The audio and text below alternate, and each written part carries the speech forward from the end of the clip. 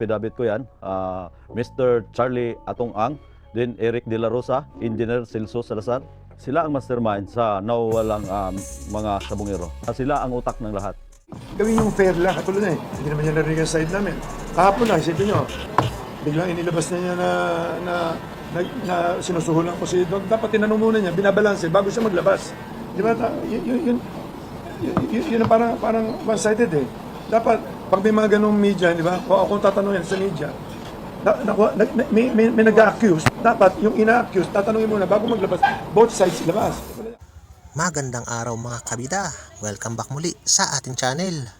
Matapos nga lumabas ng testigong si Julie Aguilar Patidongan o mas kilala sa alias na Totoy nitong nakarang linggo upang isiwalat ang kanyang mga nalalaman patungkol nga sa mga nawawalang sabungero na ayon sa kanya ay kinasasangkutan di umano ng negosyanteng si Charlie Atong Ang.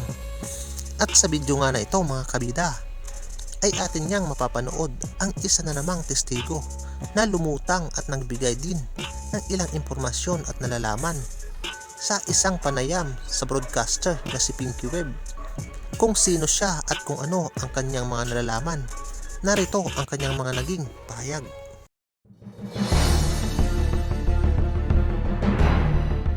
Makakausap po natin ngayon Calamba City Councilor Arvin Mangiat. Councilor Arvin, magandang gabi po sa inyo at maraming salamat sa oras. Yes po, magandang gabi po, Ma'am Pinky. Kanina po, inilahad ninyo doon sa report ni Joash na nagkaroon po ng ambush attempt. Lilinawin ko lang po, noong 2021, ang sabi ninyo, pauwi kayo, 1 a.m. at meron dalawang Fortuner at dalawang motor ata na hinarang kayo at nagpaputok. At parang ang sabi po, halos 200 bala. Ano po nangyari? Kayo how were you able to escape that? Marami nga pong nagtaka kung bakit po ako nabuhay nung time na yon. June 29 po yun, 2021. Yung mga tao na po, after ng shootout sa akin, sila na po yung naglabas sa akin sa sasakyan dahil nag-automatic lock po yung sasakyan ko, nag-total wreck po. Marami pong nagtaka na pag bukas po nila ng pinto, bigla po ako lumabas at buhay po. Wala po akong naging tama po ng bala. Mga dalos lang po mula po sa bubog ng sasakyan. 200 bala, Councilor? Yes po. Kulang-kulang 200 na bala po. At ni isa wala akong tumama sa inyo? Wala pong tumama. At May nasundan na rin po. Nung nakaraan pong 2008, may nagtangka na rin po sa akin, inambush din po ako. 97 na bala naman po. Wala rin pong tumama. Mm-hmm. Pagkatapos po nung nangyaring yon, ang sabi nyo, yung mga humarang din po sa inyo, ang humila sa inyo, sa inyong sasakyan, mag-isa kayo, sabi nyo wala kayong driver. Yung pong mga bystander na po, yung I see. pagkaalis po ng mga namutok sa akin, kala siguro nila patay na ako. So nag-aalisa na po sila. And yun po, yung mga taong sumaklolo po sa akin ang nagbukas na po ng sasakyan ko kasi nag-automatic lock po yung mga pinto. Bulletproof, I assume, yung sasakyan, sir. Hindi po ma'am, total wreck po yung sasakyan. Makikita niyo po yan ma'am sa nung in-interview po ako sa GMA. Opo. Opo. At obviously, may police report po nito nung June, nung 2021, maybe a day after. Ang totoo niyan ma'am, sa media lang po yan lumabas. Pero yung mga police report po, kaya po ako nagtaka, after 31 days po, akalang po nagkaroon ng proper investigation nung pong nagreklamo na ako sa DILG. Noong Kaya alam ko nagreklamo po. po kayo saan, sir? Sa DILG po, nagpadala na po ako ng letter noon kasi barangay captain niya po ako noon. Inambush nila ako tapos wala pong nangyari proper investigation. So nag-letter po ako sa DILG. Tsaka lang po nagkaroon ng investigation yung R7 and combined po ng PNP Calamba. After 31 days ma'am. Kaya po malaki ang suspecha ko na talagang mga pulis po ang nag-ambush po sa akin panahon. Ano ho ang motibo sa palagay ninyo sa naging pagtangkang pagpatay sa inyo?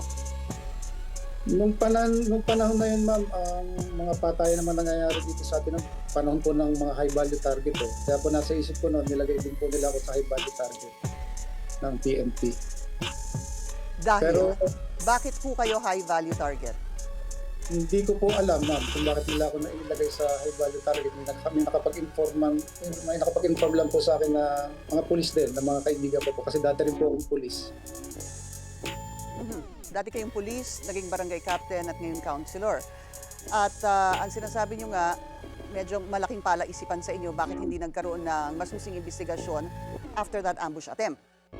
Yes po ma'am, sa kabila po noon, nung maging city councilor na po ako, tuwing lalapit na po yung anniversary ng ambush sa akin, taon-taon po ako nagpapadala ng email sa Office of the President sa Malacanang, sa DILG, sa NBI, sa NAPOLCOM, kay RD, sa aming pong PD.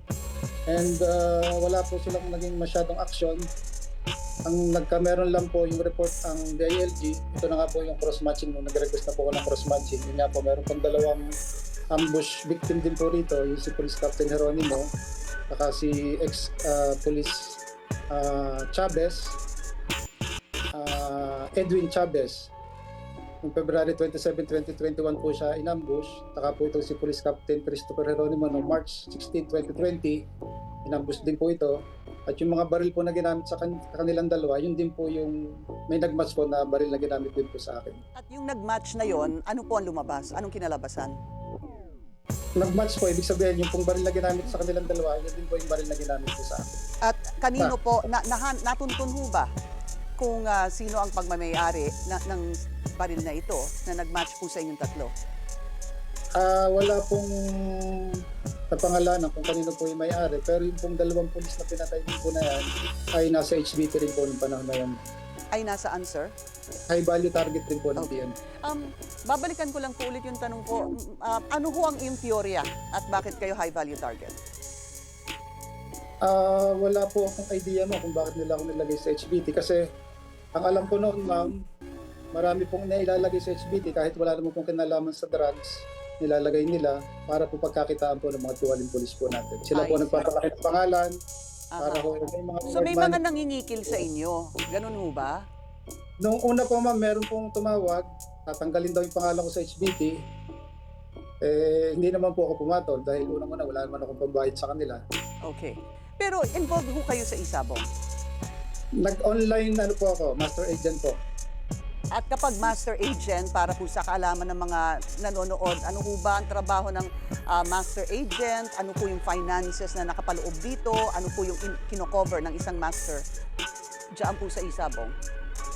Meron po kaming pwesto na pinabibisita po sa Pitmaster.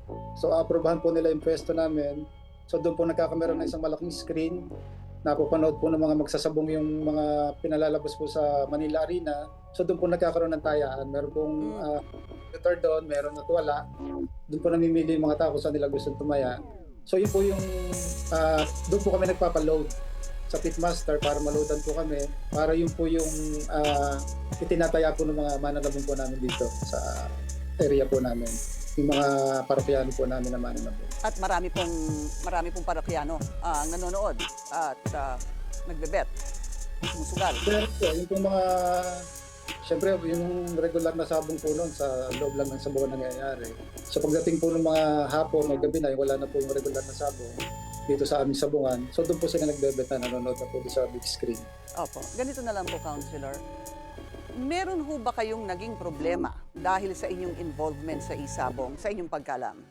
Meron ho bang naging banta dahil kayo po ay involved sa Isabong? Wala naman ma'am, kasi nung panahon na yun, pagkakatanda ko po, wala po akong naging utang o naging balanse po sa Pitmaster. Ang nagkameron po ng isang usapin dyan lang ma'am, nung meron pong isang taga rito sa amin na nanyope. At nagkataon po na yun na inaanak ko po sa kasal. So doon po nadawit lang yung pangalan ko dahil humihingi po sa akin ng tulong tong inaanak ko, natulungan daw namin siya. At nasabit nga daw siya kay dun sa Pitmaster. At sino ang Pitmaster? Yung pong mga namamahala po sa Pitmaster, sila po yun. Yung binanggit po ni Alice Totoy. Pakibanggit po, Councilor. Yung binanggit po kanina ni Alice Totoy si Mr. Atong Angko. Siya po nagbanggit po. Totoo po yun. Ano pa ho yung sa palagay ninyo? Meron ho ba kayong first-hand knowledge dito sa sinasabi ni alias Totoy, Councilor? Bali nung po kasing ma-ambush po ako, medyo hindi naman po kadiliman. No? So bilang isang pulis po, kilala ko rin naman po halos na po ng pulis dito sa Laguna. Nakikita-kita po kami. Kaya yung iba po doon talagang namukhaan ko po yung iba. So ang nangyari nga po noon, nag-request din po ako nun sa Crime Lab. sa SOCO ng mga legal operation po ng mga intel operative namin dito para mag-cross-matching din po doon sa mga nangyaring ambush po sa amin, sa akin. So wala po pong report yon kung meron pong nag-match. Kasi ang ano ko po noon, mapangalanan kung sino yung mga gumagamit po ng barina yan, ginagamit ng mga ambush. Kaya po nag-request na po ako ng mga legal na operation po ng mga operatiba po namin dito. Sino ho ang sa palagay ninyong nasa likod ng inyong pag-ambush?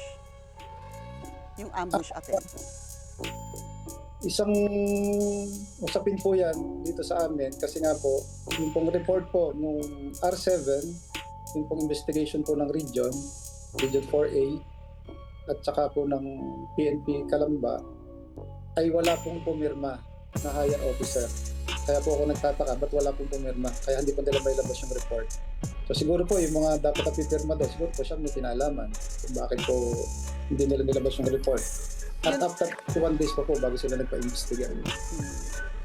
Kilala niyo ho ba si Mr. Atong Ang? Yes po. Actually, nakakarating po ako sa farm niya, sa Siniluan. Okay, and ito pong sinasabi ni alias Totoy na allegedly si Mr. Atong Ang daw ang mastermind dito sa missing Sabongeros. Is there anything that you know about this? Meron ho ba kayong maibabahagi hinggil dito sa sinasabi ni alias Totoy? Because I think he's appealing to you na maging testigo din. Actually, ma'am, wala po akong knowledge talaga dun sa mga nawawalang magsasabong o kung sino man po ang mastermind. Pero yung mga gumagawa po dyan po mayroon po mga nagbubulong sa akin po mga galing din po sa intel operatives na sila po yung mga nandudukot sa mga nawawalang Ano po ito? Mga pulis? Yes po, ma'am. Okay. Ito Sabi po, po yung suspect ko talaga nung ambushin po ako, sila rin. so yung sinasabi niyong posibleng involved sa pagkawala ng mga missing Sabongero at yung ambush attempt po sa inyo ay is the same group of policemen. Yes po, ma'am. Gaano ho kataas, Counselor, yung rango? Meron pong police colonel, full pledge, isang lieutenant colonel, at mga kapitan po. Mhm. Are you ready to identify them, sir? Siguro po sa proper venue na lang po, ma'am. So, kayo ho ba ay tatayong testigo laban dito sa mga pulis na sinasabi niyong involved dito sa kaso ng mga missing Sabongero? Yes, ma'am. 4 na taon ko pong inantay itong tamang pagkakataon, ma'am. At ngayon po nga po sa deklarasyon po ni Totoy, ni Dondon, nagkaroon na po ng linaw. At kailan ang meeting niyo with Secretary Boying Remulla, Counselor? Ina-arrange ko lang po sa attorney ko po para po pag-arap ko po kasama ko na rin po ng aking mga abogado. Pero lilinawin ko lang po, no, bago tayo magtapos, ang inyong alam, as far as you know, are policemen. Hindi niyo po isinasama si Mr. Atong Ang. Wala ho kayong personal knowledge. Kinaklaro ko lang po. Yes, ma'am. Wala po akong personal knowledge, pero kung ano man po yung lumabas sa investigation po ng ating PNP, malaki po ang tiwala ko sa ating Chief PNP, kay General Torre, at sa ating pong SOJ, kay Sir Remulla, na magkakameron po ito ng malinis at tapat na investigasyon para pumibigyan po ng katarungan yung mga ambush victim po dito. Actually, marami kami minambush dito eh. Siguro balitaan mo naman yan. Dito sa Laguna, mga nilagay po nila sa high value target. Ang tingin ko po, ma'am, ang nangyari dyan, doble kabig eh. Nilagay po nila ako sa HBT para sa reward money, tapos meron din sila matatanggap sa online sabon. Maraming salamat po sa inyong oras. Kalamba, City Councilor Arvin Mangiat.